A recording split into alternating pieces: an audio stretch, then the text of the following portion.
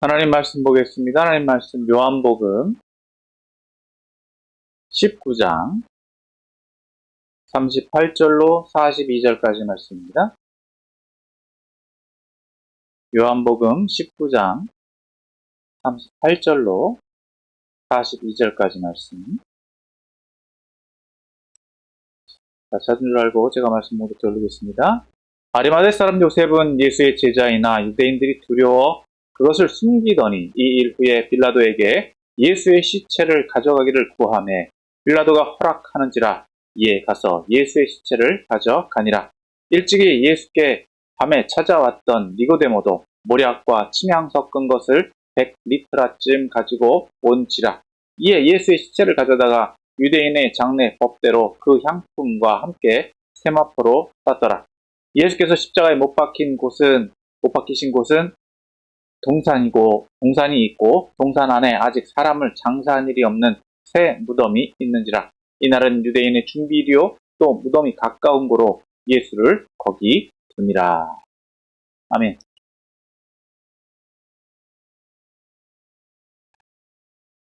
할렐루야. 오늘도 거룩한 주일 주 앞에 나오신 여러분을 예수님으로 축복하고 환영합니다. 오늘 계속해서 저와 여러분은 요한복음의 말씀을 보고 있습니다. 요한복음 19장 마지막 절까지 봤는데요. 예수님의 죽음에 대해서 말하고 있는 예수님 체포와 죽음에 대해서 말하고 있는 18장과 19장 가운데 오늘은 예수님의 장례에 대해서 말씀하고 있습니다. 오늘 본문의 내용을 함께 살펴보고 은혜를 나누기를 소망합니다. 먼저 38절 말씀을 봅니다.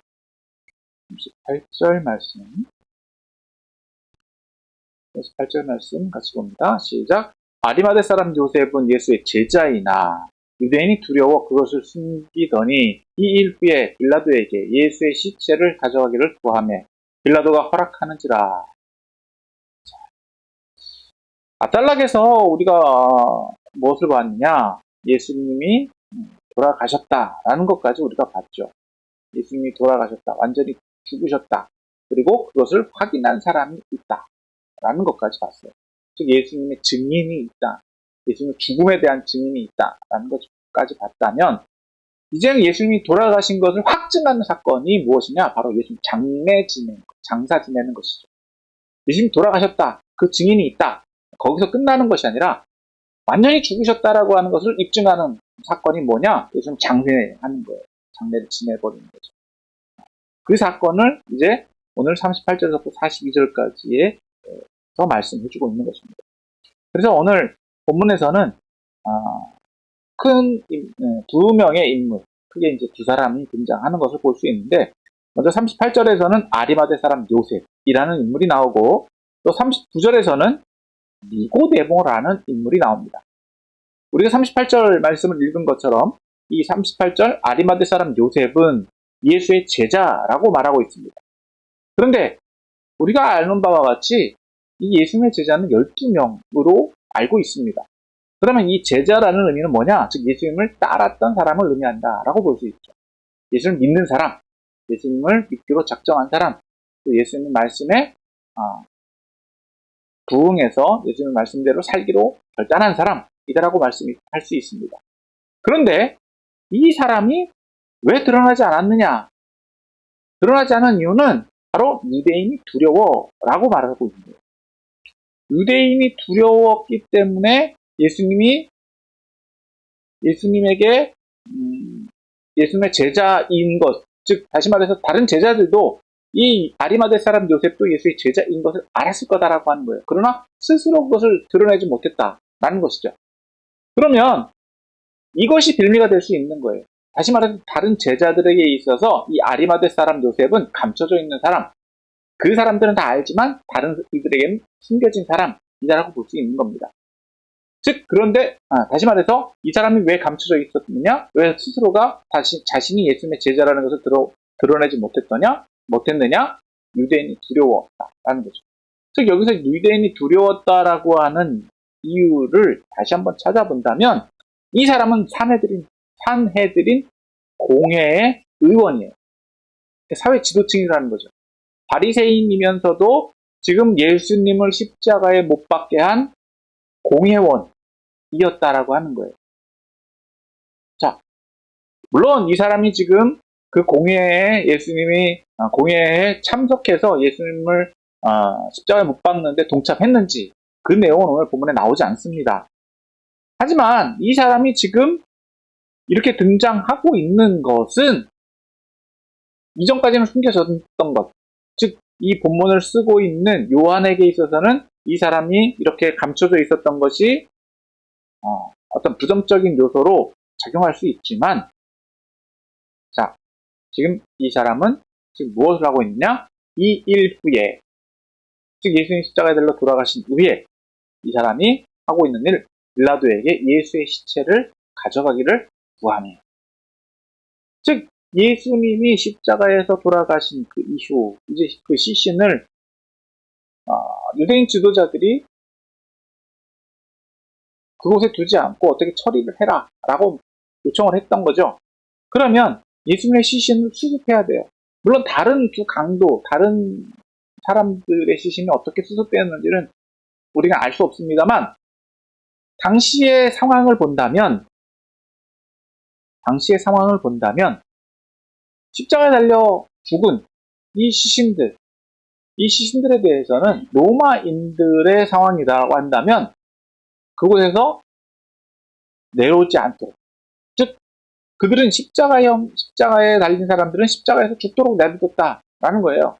그런데 오늘 유대인들은 그 십자가에서 그 시신을 내려달라고 요청을 했는데, 그럼 그 시신을 어떻게 하느냐? 유대인들의 경우에는 보통 일반적인 장례가 치러지면 가족묘에 그 시신을 안장합니다. 자신들이 가까운 친척이나 어떤 그 가족들 혈통이 있는 사람들의 묘에 그 시신을 안장하는데, 이렇게 불의의 사고로 죽었거나 타지에서 죽었거나 혹은 로마의 형벌에 의해서 죽은 사람, 그러니까 이 사람은 가족묘에 안장할 수 없는 사람이다라고 하는 거예요. 일반적인 죽음이 아니기 때문에. 일반적인 죽음을 겪지 않는 사람들은 그 당시에 예루살렘에는 일반인들이 묻혀지는 공동묘지가 있고, 그 외에 소위 말하는 부정한 사람들, 아니면 그 묘에 들어가지 못하는 사람들이 들어가는 묘가 있었다는 거예요. 그럼 그 묘는 어디에 있느냐? 예루살렘 가까운 곳이 아니라 타지, 외부인. 그러니까 좀 소외된 곳이다라고 하는 거죠. 사람들이 주로 가지 않는 곳. 어떻게 보면 정결하지 않다라고 여겼기 때문에 유대인들의 입장에서 본다면 그들은 멀리 다른 곳으로 옮겨졌어야만 됐습니다. 자, 그런데 오늘 본문에서 보면 이 아리마대 사람 요셉은 또 어떤 약점이 있느냐? 예수님의 가족이 아니에요. 예수님의 가족이 아닌 사람이 예수님의 시신을 요구하고 있다라고 하는 것은 자신이 어떤 사람이다라고 하는 것, 또 예수님과 어떤 관계가 있다라고 하는 것을 충분히 알려줄 수 있다라고 하는 거죠. 물론 이 사람이 지금 산헤드린 공회원이라는 사실은 다 알고 있습니다. 다시 말해서 빌라도 또한 이 사람이 사회적인 지도자고 영향력 있는 사람이다라고 하는 것 충분히 알고 있었을 것입니다. 알 수 있습니다. 또 자신을 소개했기에 이 빌라도가 허락했다라고 볼 수 있는데, 그러면 자, 이 아리마대 사람 요셉이 산헤드린 공회원인데 예수님의 시신을 요구하고 있다라고 하는 것은 1년에 잘 모르는 사람도 이 사람과 어떤 관계가 있나? 라고 하는 생각을 할 수 있는 거죠. 어떻게 보면 이 아리마대 사람 요셉에게 있어서는 긍정적인 요소로 작용하기보단 부정적인 요소로 충분히 자기가 불이익을 당할 수 있는 상황이 올 수도 있다고 하는 거예요. 그런데 그것을 감수하고 예수님의 시신을 요구하고 있다라고 하는 것입니다. 자, 물론 다른 사람들의 입장에서 보면 이 아리마대 사람 요셉은 자비를 베푸는 사람이구나, 이렇게도 볼 수 있습니다. 그러나 과연 사람들이 그렇게 보겠느냐라는 거예요. 지금 예수님은 공공의 적, 대제사장과 산헤드린 공회원에 의해서 처형당하신 상황입니다. 그런 마당에 이 사람이 자신이 소속되어 있는 공회원에 반하는 행동을 하고 있다라고 하는 것은 어떻게 보면 그 자신 또한 불이익을 당할 수 있는 상황이다라고 하는 거예요. 그럼에도 불구하고 그러한 모든 위험과 불이익을 감수하고서라도 이 아리마대 사람 요셉은 예수님의 시신을 요청하고 있고, 또 결과적으로 빌라도 또한 허락했다라는 겁니다. 자, 빌라도가 허락한 이유에 대해서는 충분히 우리가 이해할 수 있죠. 왜냐, 이 빌라도는요, 지금 앞에서 우리가 계속 살펴봤다시피 예수님을 처형하는 것에 긍정적인 태도를 취한 사람이 아닙니다. 예수님 처형하고 싶지 않았어요. 그러니까 예수님의 시신을 요구하는 사람, 이 산헤드린 공회원, 또 이 아리마대 사람 요셉의 요청에 대해서 당연히 응답하고 있다라는 겁니다. 자, 결과적으로 예수님의 시신은 아리마대 사람 요셉에 의해서 수습되고 되었다는 거죠. 그래서 이 아리마대 사람 요셉은 예수님의 시신을 가져갔고, 또 두 번째 사람 39절 봅니다. 자, 일찍이 밤에 예수께 밤에 찾아왔다. 니고데. 자, 이 니고데모가 어디에 등장하느냐? 3장에 등장. 요한복음 3장에 보면 우리가 어떻게 해야 영생을 얻겠습니까? 다시 태어나겠습니까? 즉 무엇을 해야 됩니까? 라고 묻던 사람입니다. 즉 예수님이 어떤 신성을 가진 사람, 예수님이 어떤 특별한 사람이다라고 하는 것을 인지하고 있던 사람이에요. 그런데 이 사람은요, 게다가 어떤 신분을 가지고 있냐? 부자입니다. 앞에서 이 니고데모는요, 정치적 영향력을 가지고 있던 사람이다라고 한다면, 아리마대 사람 요셉은 정치적 영향력을 가지고 있던 사람이다라고 한다면, 이 니고데모는요, 정치적 영향력을 가지고 있는 사람. 니고데모 또한 이렇게 예수님에 대해서 관계가 있다라고 하는 것을 드러내는 것은 이 사람 또한 자신이 당할 불이익을 감수하고 있다라고 하는 것입니다. 아무리 부자라고 한다라고 할지라도요, 여러분, 그 당시 상황은 소문이 큰 영향을 끼칠 수 있죠. 사회적인 지탄을 받을 수 있는 상황입니다. 그런데 이 사람이 지금 어떻게 행동한 것이냐, 무엇을 했느냐? 자, 모략과 침향 섞은 것을 100리트라쯤 가지고 왔다. 자, 이 침향과 모략과 침향 섞은 것, 이것은 무엇을 의미하느냐? 이 당시에는 이제 고대 중동이나 또 이집트에서는요, 시신이 생기면 이집트에서는 미라를 만들었고요. 유대에서는 매장을 했습니다. 매장이나 혹은 이제 굴 같은 곳에, 혹은 항아리 같은 곳에 시신을 안장을 해서 가족묘나 오늘날로 말하면 이런 납골 같은 것을 하는 겁니다.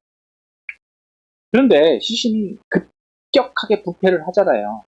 날이 뜨거운 동네이기 때문에 시신에 이게 부패되는 데서 악취들이 발생하는 것을 굉장히 불결하다라고 여겼을 수도 있습니다. 그래서 이들이 이 시신을 부패를 지연하고 또 그 시신에서 나는 부패적인 악취를 방지하기 위해서 향을 섞습니다. 향을 같이 이 시신에 발라서 이 악취를 어느 정도 방지하는 거죠. 자, 그럼 일상적인 일이다라고 하는 거예요. 모략과 침향 섞은 것은 예수님의 장례를 위해서 사용되는 것이니까 그렇게 충분히 도움을 줄 수 있는 상황인데, 여기서 100리트라라는 것, 이 정도 수량이 얼마냐라는 거면 얼마인지를 보면 29kg 정도의 수량이다라고 합니다. 자, 그러면 이제 이 수량이 어느 정도인지 감이 안 잡히잖아요. 이 당시 이 비교 대상이 될 수 있는 사람이 누구냐 하면요, 당시에 유대인 지도자들 중에 이 가말리엘이라고 하는 장로가 있었는데 그 사람의 장래에 사용된 상품의 양이 약 36kg 정도라고 합니다. 그러니까 당시의 지도층, 사회적으로 명망 있는 사람의 장래에 사용된 상품의 양이 36kg 정도면 굉장히 많은 양이 사용된 거예요. 그러니까 예수님의 장래, 지금 어떻게 보면 갑작스럽게 죽음을 당한, 준비된 장례도 아닙니다. 갑작스럽게 이 죽임을 당하고 있는 예수님에게 니고데모가 이 29kg 정도의 수량을 가지고 왔다. 모략과 침향을 가져왔다라고 하는 것은 그가 얼마나 많은 재력을 가지고 있는 사람인가라는 것을 알 수 있고요. 더 나아가서 예수님의 장례가 그렇게 급작스럽게 이루어지긴 했다 할지라도 무성의하게 처리되지는 않았다라고 하는 거예요.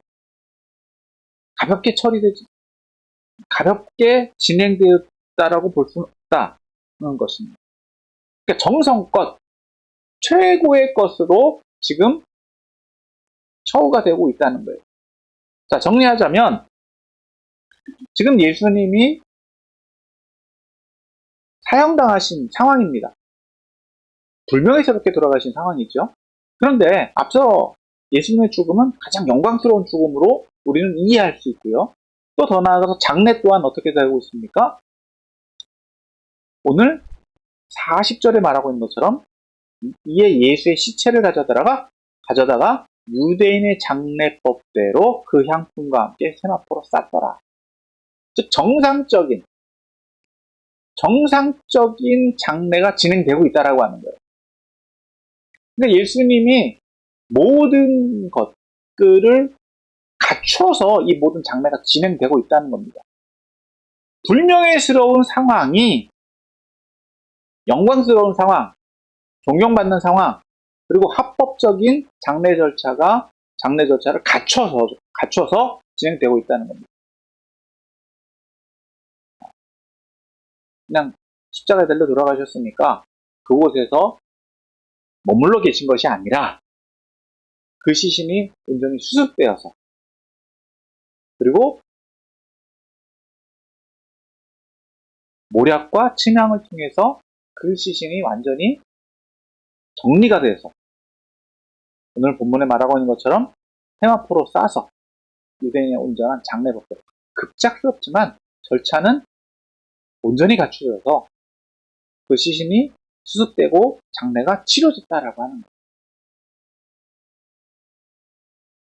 우리나라 그런 거 있죠. 비명 행사였다. 노상에서 죽었다. 이게 보면 좀 불명예스럽잖아요. 그런 것이 아니라 오늘 본문에서 말하고 있는 것처럼 예수님의 장례는 합법적으로 정상적으로 잘 진행되어졌고 더 나아가서 이제 41절, 42절에서 보면 예수께서 십자가에 못 박히신 곳에 동산이 있다. 동산 안에는 아직 사람을 장사한 일이 없는 새 무덤이 있다. 라고 말합니다. 물론 다른 성경에는 이 무덤의 주인은 아리마대 사람 요셉의 것이었다. 말하고 있어요. 자, 이것이 말하는 것은 뭐냐 하면요. 예수님이 시신이 온전한 상태로 빨리 안장이 되었다라고 하는 것을 의미해요. 그러니까 예수님의 십자가에 달려주셨던 곳, 그것은 어떻게 보면 가장 안 좋은 곳이다라고 이해될 수 있고, 그리고 그곳은 어떻게 보면 처형 장소라고 할 수 있어요. 그런데 그 가까운 곳에 동산이 있었다. 그 동산에 무엇이 있다고요? 새 무덤이 있다라고 하는 거예요. 새 무덤이라고 하는 것은요, 예수님이 구별됨을 의미합니다. 그러니까 아직 예수님이 다른 시신들이 들어가지 않은 새로운 곳에 새 무덤에 예수님이 안장되고 있기 때문에 어떻게 보면 당시에 유대인 지도자들 또한 예수님의 장례를 그곳에 안장하는 것을 거부하지는 않았을 것이다 라고 볼 수 있습니다. 그렇기 때문에 예수님의 장례가 온전하게 치러지고 있고 이렇게 급하게 이루어질 수 있었던 이유는 42절, 이날은 유대인의 준비일이고 또 무덤이 가까운 거로 예수를 거기에 두었다. 라고 부가적인 설명을 42절에서 해주고 있는 것입니다. 자, 다시 한번 정리하면 예수님은 완전히 돌아가셨고 무의미하고 무성의하게 예수님의 장례가 처리된 것이 아니라 유대인의 법대로 온전히 장례가 치러졌다라는 것을 오늘 본문은 말해주고 있다는 것이죠. 자, 이것을 통해서 오늘 저와 여러분들이 좀 적용해야 될 것들을 찾아본다면 첫 번째, 예수님의 장례에 대해서 다시 한번 생각해 봐야 될 것입니다. 자, 사람이 한번 죽는 것은 정한 이치입니다. 오늘날 우리의 이 상황을 돌이켜본다면 많은 사람들이 예수님이 돌아가신 것에 대해서 부정하는 사람들이 있거나 또 혹은 믿지 못하는 사람들이 있습니다. 왜냐? 우리는 이 이유를 알아요.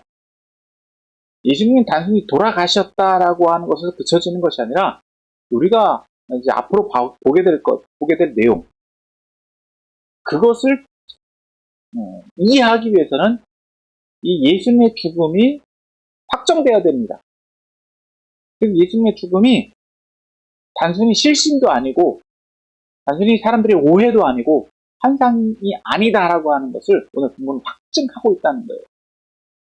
즉 예수님의 죽음은 완전할 뿐만 아니라 사실이라는 것입니다. 즉 예수님께서 완전히 죽으셨다라고 하는 것. 그런데 그 상황이 어떻게 보면 지금 누구에 의해서 진행되고 있느냐? 즉 예수님을 추종했던 사람들이기는 하지만 예수님의 어떻게 보면 사람들 입장에서 보면요, 예수님의 제자들이 예수님 따랐던 예수님의 추종자들이 예수님의 시신을 안장했다라고 한다면 충분히 어떻게 보면 예수님의 이후의 상황을 이후에 있을 상황을 오해할 수 있습니다. 그런데 이들은요 지금 사회적인 지도자들이에요. 자신에게 돌아올 유익보다도 자신들이 불이익 당할 수 있는 상황을 전제하고 이들이 예수님의 장례를 주도하고 있다라고 하는 것은 즉 예수님의 장례가 확실하게 이루어졌다라고 하는 것을 또 전제한다는 것입니다. 잃을 것 없는 사람들은요 어떻게 보면 예수님의 장례를 치rum으로 인해서 자신을 증명할 수 있습니다. 내가 예수님의 제자다라고 합니다. 그런데 지금 이 사람들은요 예수님의 제자다라고 하는 것을 드러낼수록 어떻다고요? 불이익을 감수해야 돼요. 그 모든 사회적인 지위나 또 재산이나 모든 것들을 내어놓을 수 있을 정도로 그것들을 전제해야 된다는 거예요.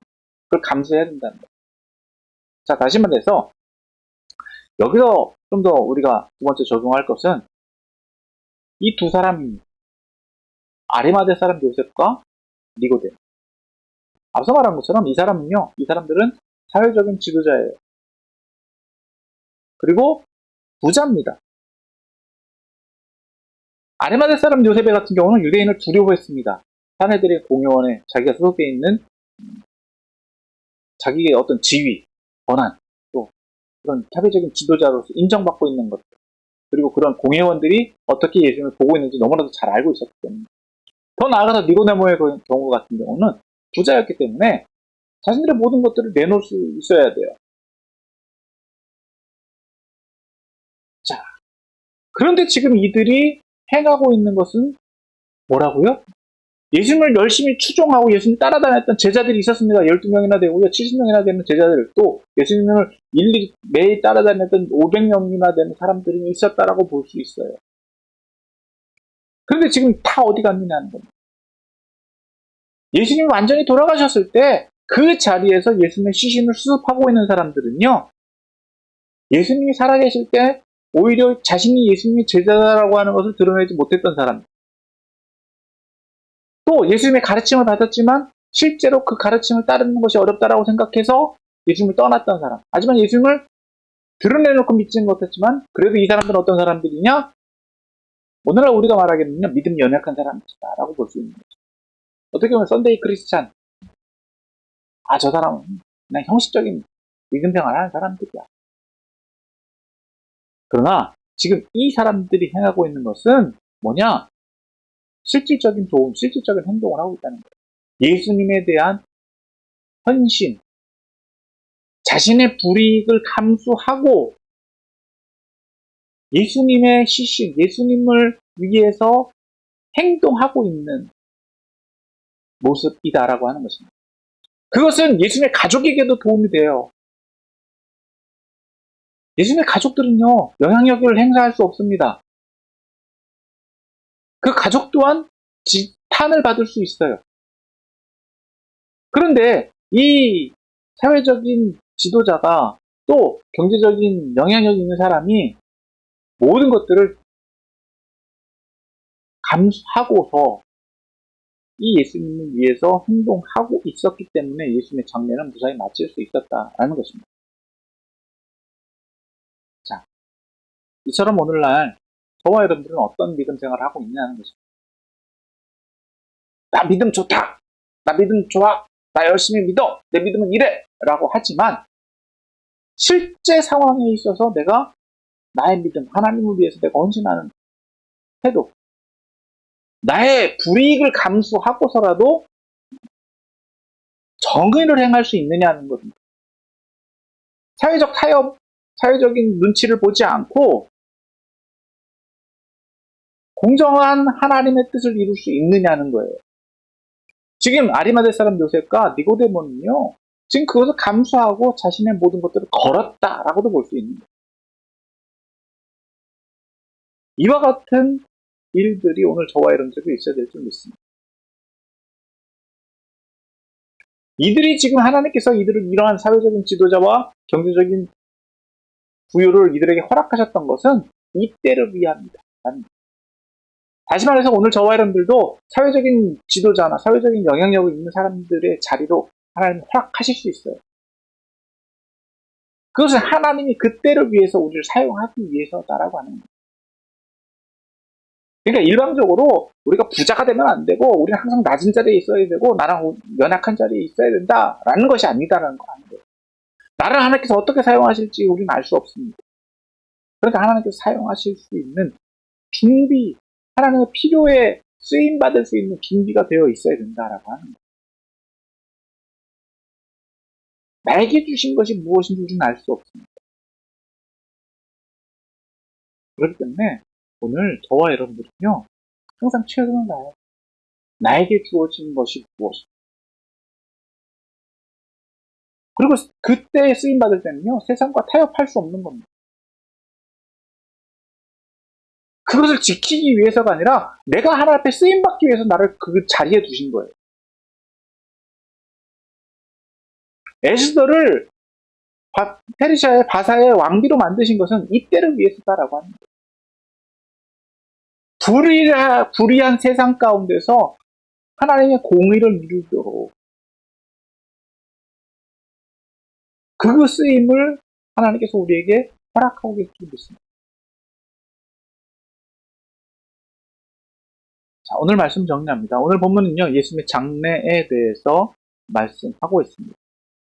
예수님의 장례가 의미하는 것은 바로 예수님의 완전한 죽음입니다. 또 예수님의 장례를 주관한 두 명의 제자 또한 살펴보았습니다. 이 두 사람을 통해서 하나님께서 어떻게 자신의 뜻을 이루어 가시느냐는 겁니다. 어떤 학자들은 예수님의 장례가 왕의 죽음과 같다라고도 이야기합니다. 하지만 이러한 것들이 진행되고 집행될 수 있었던 것은 바로 그들이 하나님의 쓰임에 쓰임받을 수 있는 자리에 있었기 때문이다라고 하는 거예요. 그런 배경이 없었다라고 한다면 여러분, 예수님의 장례는요, 어떻게 보면 일반 노숙자나 무연고자들이 가는 그런 묘지에 이름도 없이 끝도 없이 사라졌을 수도 있습니다.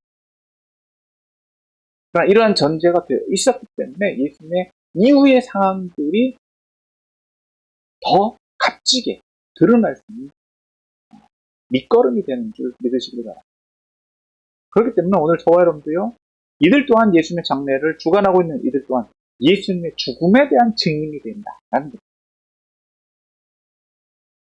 또한 이들의 헌신을 통해서 예수님의 온전하고도 영광스러운 장례가 이루어질 수 있었던 것처럼 오늘 저와 여러분도 주님의 쓰임의 필요와 주님이 우리를 사용하실 때, 주님의 필요가 있을 때 우리가 온전히 쓰임받을 수 있는 준비가 되어야 될 줄 믿습니다.